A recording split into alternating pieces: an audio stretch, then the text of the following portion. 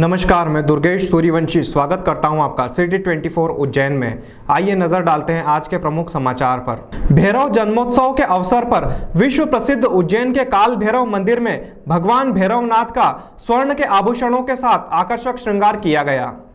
उज्जैन विश्व प्रसिद्ध महाकाल की नगरी है, जिसे धार्मिक नगरी भी कहा जाता है। काल भैरव जयंती पर भगवान काल भैरव का स्वर्ण के आभूषणों से विशेष श्रृंगार किया गया। सुबह से ही हजारों भक्तों का बाबा के मंदिर में झलक पाने के लिए तांता लगा हुआ है। काल भैरव के पुजारी ऐश्वर्य चतुर्वेदी ने बताया कि बाबा के जन्मोत्सव के अवसर पर रात्रि से ही भीड़ जुटना शुरू हो चुकी थी। इस बार अष्टमी रात्रि 12:30 पर होने के कारण बाबा का रात में भव्य श्रृंगार कर पूजन, आरती व महाप्रसाद का आयोजन किया गया। रात्रि में बाबा के दरबार में आतिशबाजी भी की गई। बाबा के यहाँ प्रतिमा बेहद चमत्कारी है, जो मदिरा ग्रहण करती है। यह चमत्कार को देखने के लिए श्रद्धालु देश विदेश से आते हैं। आज बाबा के जन्मोत्सव के उपलक्ष्य में रात भर से ही श्रद्धालुओं का आगमन लगा हुआ है। मंदिर से जुड़ी खास बात यह है कि भगवान काल भैरव का मंदिर शिप्रा नदी के किनारे भैरवगढ़ क्षेत्र में स्थित है। इस मंदिर की सबसे बड़ी विशेषता यह है कि यहाँ भगवान काल भैरव की प्रतिमा को शराब का भोग लगाया जाता है और काल भैरव स्वयं शराब ग्रहण करते हैं। पुजारी द्वारा शराब का प्याला काल भैरव के मुख से लगाया जाता है। यह शराब पल भर में गायब हो जाती है। यह चमत्कार देखने के लिए देश विदेश से श्रद्धालु आते हैं। स्कंद पुराण के अवंती खंड में उल्लेखित उज्जैन में काल भैरव के दर्शन का विशेष महत्व है। इसका उल्लेख स्कंद पुराण के अवंती खंड में बहुत सुंदरता के साथ मिलता है। पौराणिक कथाओं के अनुसार अष्ट महाभैरव में काल भैरव, विक्रांत भैरव, सीता विराजमान भैरव, अताल पाताल भैरव, आनंद भैरव, बटुक भैरव, दंड पाणी भैरव आदि का उल्लेख किया गया है। उनकी स्वीकृत यात्रा एवं व्रत उपासना करने से इच्छित मनोरथ की प्राप्ति होती है।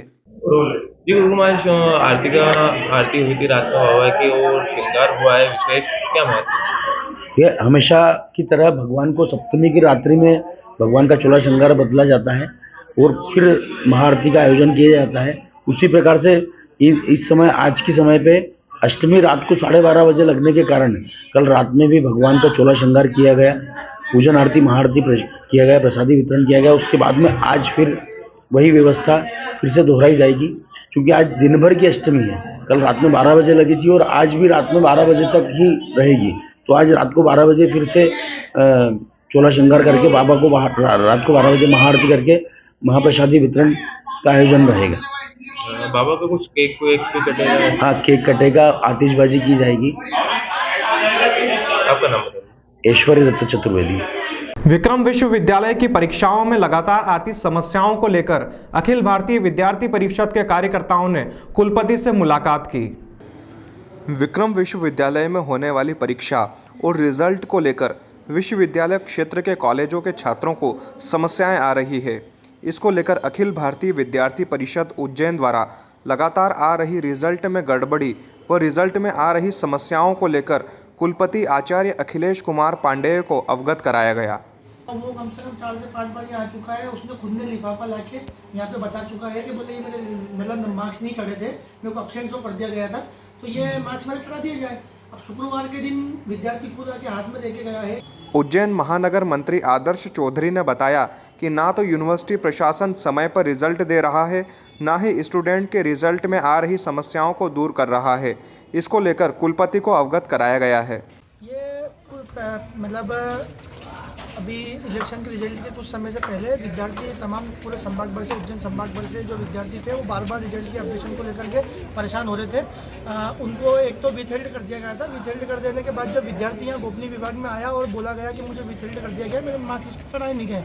मतलब एक ही जगह के नहीं, सब दूर के विद्यार्थी थे, वो आए तो उनके नंबर एक तो चढ़ाए नहीं गए। विद्यार्थी खुद यहाँ पर लिफाफा लेकर आता है कि ये मेरे मार्क्स है, कृपया करके इसको अपग्रेड कर दिया जाए, तो हाँ कर ली जाती है। उसके बाद जो है वो उसके मार्क्स से चढ़ाए ही नहीं जाते हैं। और 3 तारीख जो उसकी जो थी वो लास्ट डेट थी सप्लीमेंट्री फॉर्म की। ना तो विद्यार्थी के नंबर अपग्रेड हुए, ना ही वो फॉर्म मतलब विद्यार्थी सप्लीमेंट्री का फॉर्म भर पाया। तो इस प्रकार की जो समस्या थी, इस प्रकार को लेकर के हम वीसी सर को हमने अवगत कराया है। ठीक है।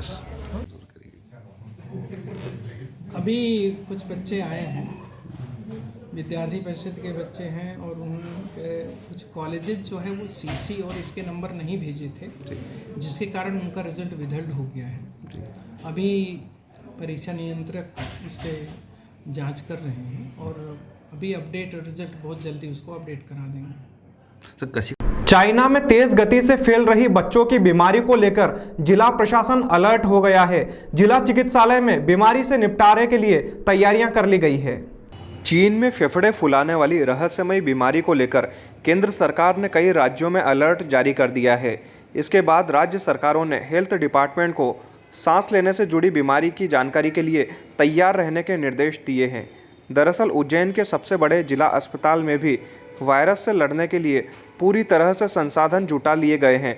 डॉक्टर जितेंद्र शर्मा के अनुसार पर्याप्त मात्रा में बेड और संसाधन जिला अस्पताल में उपलब्ध है, जिसके माध्यम से वे किसी भी परिस्थिति में लड़ने के लिए तैयार है। चीन में रहस्यमयी बीमारी का असर सबसे ज़्यादा बच्चों पर हो रहा है। तेज़ बुखार के साथ फेफड़े फुला लेने वाली इस बीमारी की वजह से हर रोज़ करीब 7,000 बच्चे अस्पताल पहुंच रहे हैं। एक्सपर्ट का कहना है कि कोरोना की तरह ये बीमारी भी संक्रामक है। फिलहाल उज्जैन जिले में इस तरह के वायरस के एक भी लक्षण अभी तक देखने को नहीं मिले हैं, लेकिन अगर हम जिला अस्पताल की बात करें तो यहाँ पर व्यवस्थाएं पूरी तरह से की जा चुकी है। देखिए, श्वसन संबंधित रोग इस मौसम में जनरली होते भी हैं और चाइना में, जैसा कि आप लोगों ने सभी ने सुना भी होगा कि चाइना में एक श्वसन संबंधित कोविड-19 टाइप का इन्फ्लुएंजा लाइक सिंड्रोम इन्फेक्शन हुआ है और वहाँ पर तो खैर गाइडलाइन भी फॉलो हो रही है। वहाँ पर पर्सन्स को मास्क भी लगाना है और सोशल डिस्टेंसिंग का पालन करने के अलावा भीड़ भाड़ वाले इलाकों से बचने का सजेशन भी दिया है। हालांकि हमारा जो एरिया है, हमारा जो जोन है, वहाँ पर ऐसा कोई इन्फेक्शन अभी देखने में नहीं आया है। फिर भी संचालनालय स्वास्थ्य सेवा द्वारा हमारे पास में एक इंस्ट्रक्शन आया है जिसको हम कड़ाई से पालन कर रहे हैं और खतरे की बिल्कुल बात नहीं है। फिर भी हमने हमारे बेड की उपलब्धता और जो भी बेसिक चीज़ें होती है, ऑक्सीजन की व्यवस्था, वेंटिलेटर की व्यवस्था सब रखी है और सुचारू रूप से हमने व्यवस्था करी है ताकि भगवान न करे कभी ऐसा सिनेरियो बनता है तो हम लोग इस चीज़ के लिए तैयार हैं, तैनात हैं। डॉक्टर जितेंद्र शर्मा। आगर रोड से विनोद मिल के परिसर तक 4 लेन निर्माण का कार्य तेज गति से शुरू हो चुका है। एमपीआरडीसी के निगरानी में यह रोड बन रहा है। दरअसल मध्य प्रदेश लोक संपत्ति विभाग द्वारा विनोद मिल की जमीनों को पार्सल के रूप में ऑनलाइन बेचा जा रहा है ताकि सुप्रीम कोर्ट के आदेश के अनुसार मजदूरों का बकाया भुगतान किया जा सके। विनोद मिल की इस जमीन पर निर्माण कार्य शुरू हो चुके हैं। यहाँ कॉलोनियाँ आदि का निर्माण किया जा रहा है। शर्तों के अनुसार एमपीआरडीसी को इस जमीन पर रोड का निर्माण करना था, इसलिए इस जमीन पर 20 मीटर चौड़ाई और करीब 800 मीटर लंबाई में 4 लेन रोड का निर्माण शुरू किया गया है। करीब 5 करोड़ की लागत से इसे ठेकेदार कंपनी पीएससी इंफ्राटेक इंदौर को दिया गया है। इस काम में एमपीआरडीसी के संभागीय प्रबंधक एस.के. मनवानी और सहायक प्रबंधक दीपक शर्मा द्वारा सुपरविजन किया जा रहा है। कॉन्ट्रैक्टर फर्म ने इस सीमेंट कंक्रीट रोड को समय पर बनाने के लिए एसी साइट पर ऑटोमेटिक कंक्रीट प्लांट लगाया गया है। इसमें 24 घंटे कंक्रीट बनाया जा रहा है। इस प्लांट के लगने पर समय से पहले ही रोड का निर्माण संभव हो सकेगा। सिटी चैनल के लिए पुष्करण दुबे की रिपोर्ट। भैरव अष्टमी के अवसर पर उज्जैन के विभिन्न भैरव मंदिरों में धार्मिक आयोजन संपन्न हुए। भैरव अष्टमी के पावन पर्व पर महाकालेश्वर मंदिर के कोटि तीर्थ के समीप रुद्र भैरव के मंदिर में 56 भोग लगाए गए। यहाँ महेश पुजारी ने श्री रुद्र भैरव भगवान की महाआरती की। प्रशासन की ओर से सहायक प्रशासक गहलोत की उपस्थिति रही एवं पुजारी परिवार के पंडित सुरेंद्र, पंडित विशाल चौबे, पंडित प्रयाग चौबे, पंडित राधेश्याम शास्त्री, पंडित नीतीश व्यास, रामघाट स्थित धर्मराज मंदिर के पुजारी राकेश जोशी, पंडित ओम गुरु, संजय पुजारी, पंडित दिनेश पुजारी, मोनी बाबा डमरूवाला एवं श्रद्धालुगण उपस्थित रहे। देखिए, हमारी उज्जैन नगरी जो है धर्म नगरी है और यहाँ अनेकों 8 दिन के अंदर अनेकों त्यौहार मनाए जाते हैं। आज भैरव अष्टमी है और रुद्र देवता जो जहाँ रुद्र के अवतार है और यहाँ कुंड के पास रुद्र भैरव के रूप में विराजित है, उनका आज अष्टमी का पर्व मनाया, 56 भोग लगाया और महाआरती की गई। ये कार्यक्रम सुरेंद्र चौबे जी के नेतृत्व में हर वर्ष किया जाता है। अभी 4 रोज पहले भैरव जयंती मनाई गई थी और आज हनुमान आज है तो भैरव अष्टमी का पर्व मनाया गया। पवासा थाना क्षेत्र में 61 वर्ष के बुजुर्ग का अफेयर चल रहा था। पत्नी ने पीछा कर पकड़ा और पुत्र के साथ मिलकर जमकर पिटाई कर दी। इलाज के दौरान उनकी मौत हो गई। पवासा थाना क्षेत्र के रहने वाले 61 वर्षीय नंद किशोर की पत्नी और बेटों ने पीट कर हत्या कर दी।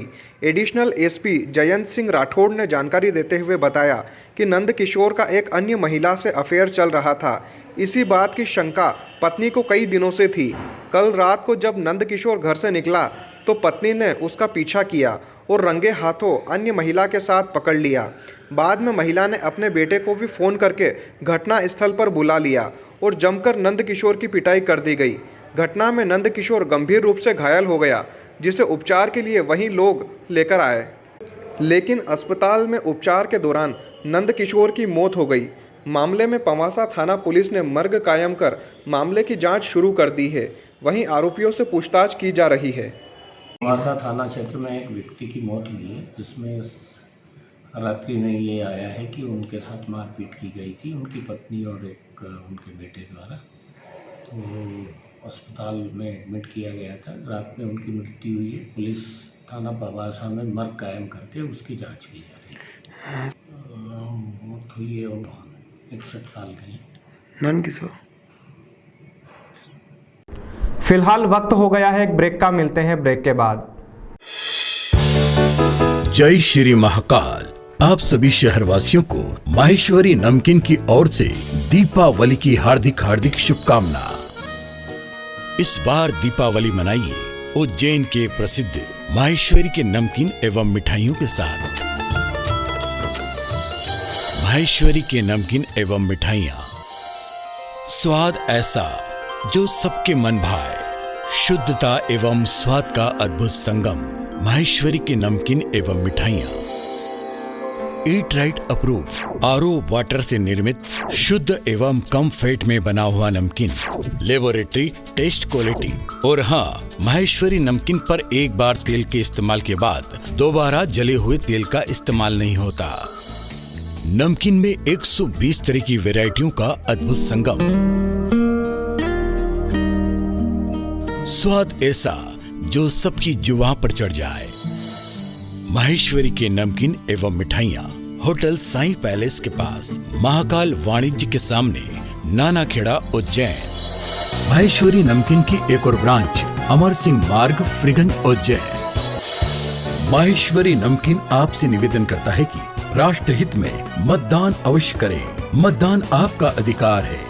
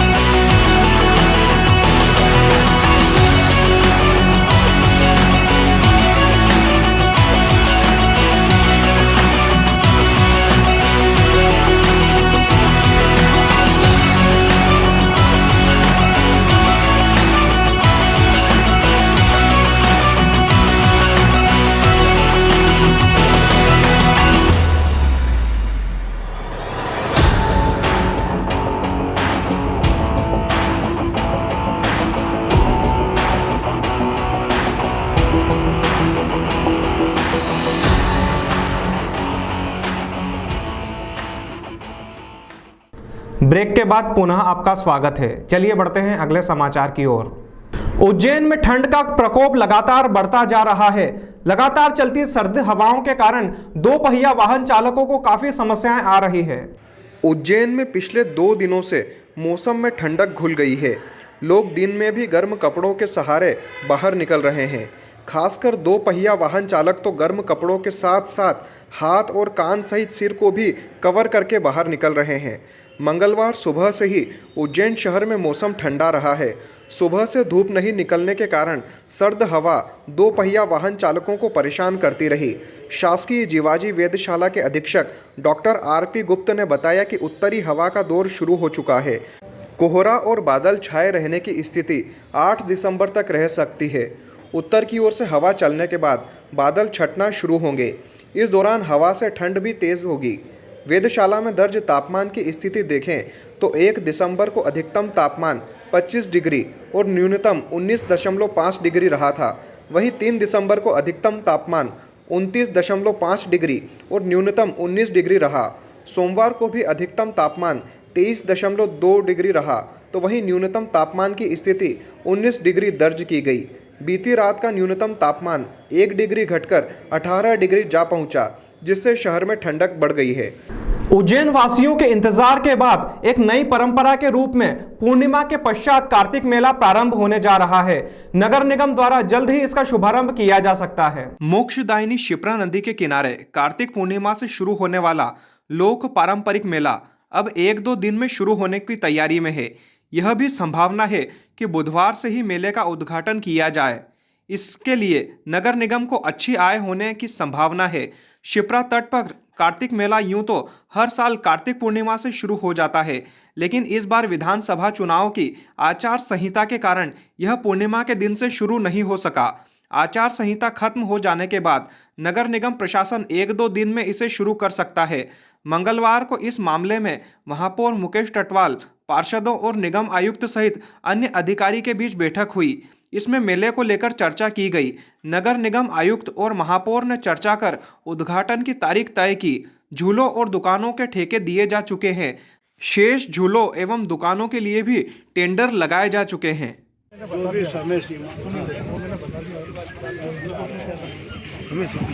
और एक लेआउट जला दो सर, और माल अंदर लाने की इजाजत जो टेंडर की माल अंदर आने में सर हम बच्चों के झूले वाले हैं, हमारे टेंडर नहीं खुले, हम पीछे रह गए, इसलिए हमारा पुराना मेला शुरू होने का इंतजार ग्रामीण क्षेत्र के लोग बेसब्री से कर रहे हैं। इससे मेले में रौनक और बढ़ेगी। इस बार निगम प्रशासन द्वारा मेले की अवधि भी बढ़ाई जाएगी, क्योंकि इसकी शुरुआत ही देरी से हो रही है। हमारा जो कार्तिक मेला है, परंपरागत रूप से जिस प्रकार से मेला लगता है उसी प्रकार से मेले का भव्य शुभारंभ होने जा रहा है। मेले में आने वाले हमारे जितने भी श्रद्धालु हैं, मेले का आनंद लेने वाले जितने भी लोग आने वाले हैं, उन सबको सारी सुरक्षा मिले, सुविधा मिले, इस बात को दृष्टिगत रखते हुए सारी व्यवस्थाओं को देखा है। और मेले में जो हमारे व्यापारी बंधु आते हैं उनको भी किसी प्रकार की तकलीफ नहीं हो, उनको सुरक्षा मिले, इसके लिए CCTV कैमरा लगाए हैं। हमने पूरी व्यवस्था की, कंट्रोल रूम बना रहे हैं। आने वाले लोगों के लिए पीने के पानी की व्यवस्था, उनको शौचालय की व्यवस्था, ये सारी व्यवस्थाएं करने वाले हैं। और प्रतिदिन यहाँ पे सांस्कृतिक कार्यक्रमों का आयोजन होगा, जिसमें देश भर के विभिन्न कलाकार आकर के अपनी कला का प्रदर्शन करेंगे। जैसा हमारे अखिल भारतीय कवि सम्मेलन होगा, कवि सम्मेलन होगा। यहाँ पर बॉडी बिल्डर जो प्रतियोगिता होती है, वो प्रतियोगिता भी इस वर्ष हम करने वाले हैं। ये सारे कार्यक्रम विधि विधान से यहाँ पर होंगे। कब होगा इस मेले का शुभारंभ? या तो हम कल से करेंगे या परसों से। मेले का शुभारंभ आचार संहिता आज ही हटी है। अधिकारी लेवल के ऊपर जो तैयारी होनी थी उन्होंने सारी तैयारी की है। दुकानें हमारी जा चुकी है, व्यापारियों को हमने बोल दिया है वो आकर के अपना काम प्रारंभ कर देंगे। और मेले का स्वरूप हमेशा से इसी प्रकार से होता है।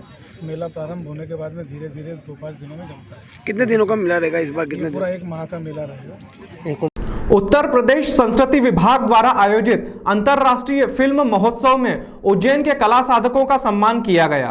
इस अंतर्राष्ट्रीय फिल्म महोत्सव में मंथन इंडिया फिल्म द्वारा निर्माण की गई अमृत मंथन फिल्म को भारत का प्रतिनिधित्व करते हुए 94 फिल्मों में स्क्रीनिंग हेतु स्थान मिला है।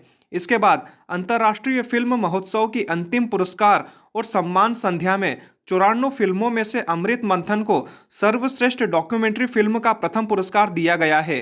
साथ ही इस फिल्म के निर्देशक दीपक कोडाबे को बेस्ट डायरेक्टर का अवार्ड दिया गया है।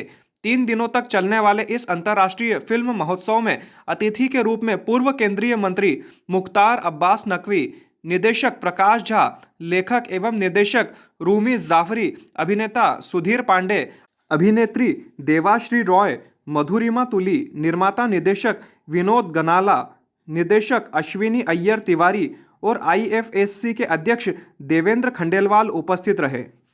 मामला उत्तर प्रदेश में जो उत्तर प्रदेश संस्कृति एवं पर्यटन विभाग है उसके द्वारा वाराणसी में छठा अंतर्राष्ट्रीय लघु फिल्म महोत्सव किया गया था। इस फिल्म में मुख्य जूरी के रूप में प्रसिद्ध निर्माता और निर्देशक प्रकाश झा जी और अभिनेत्री देवाश्री रॉय जो थी वो उपस्थित थी, जिन्होंने फिल्मों का सिलेक्शन किया। इसमें करीब 115 देशों से 3212 फिल्में आई थी और इसके बाद में जब शॉर्ट लिस्टिंग हुई, शॉर्ट लिस्टिंग के बाद में करीब 45 देशों की 94 फिल्मों को स्क्रीनिंग में जगह मिली, जिसमें हमारी मंथन इंडिया फिल्म्स द्वारा बनाई गई अमृत मंथन को भी स्थान मिला। जब लास्ट उसकी स्क्रीनिंग हुई तो टॉप 5 में से हमारे द्वारा जो बनाई गई फिल्म है अमृत मंथन, वो भारत का प्रतिनिधित्व करते हुए उसने प्रथम स्थान प्राप्त किया और उसे अंतर्राष्ट्रीय लघु फिल्म अवार्ड से नवाजा गया। आचार संहिता के कारण रोकी गई जन सुनवाई की कार्यवाही फिर से प्रारंभ कर दी गई है। जानकारी के अभाव में लोग कम पहुंचे। आचार संहिता खत्म होने के बाद प्रदेश भर में जन सुनवाई शुरू कर दी गई। जिला प्रशासन उज्जैन ने भी जन सुनवाई शुरू कर दी है। हालांकि लोगों को जानकारी का अभाव होने से कम लोग ही जन सुनवाई में पहुंचे। पिछले 2 महीने से आचार संहिता के चलते उज्जैन सहित पूरे प्रदेश भर में शासन की जन कल्याणकारी नीतियों पर रोक लगा दी गई थी। ऐसे में जो लोग मंगलवार के दिन जन सुनवाई में आकर अपनी शिकायतों का निराकरण करवाना चाहते हैं, उस पर भी रोक लगा दी गई थी।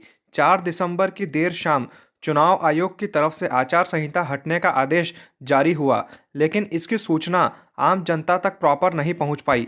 हालांकि प्रशासन ने अपनी तैयारियां पूर्ण कर रखी थी और मंगलवार को विक्रमादित्य संकुल के द्वितीय तल पर जन सुनवाई की व्यवस्था के लिए एक एसडीएफ और तहसीलदार की ड्यूटी लगा दी गई थी।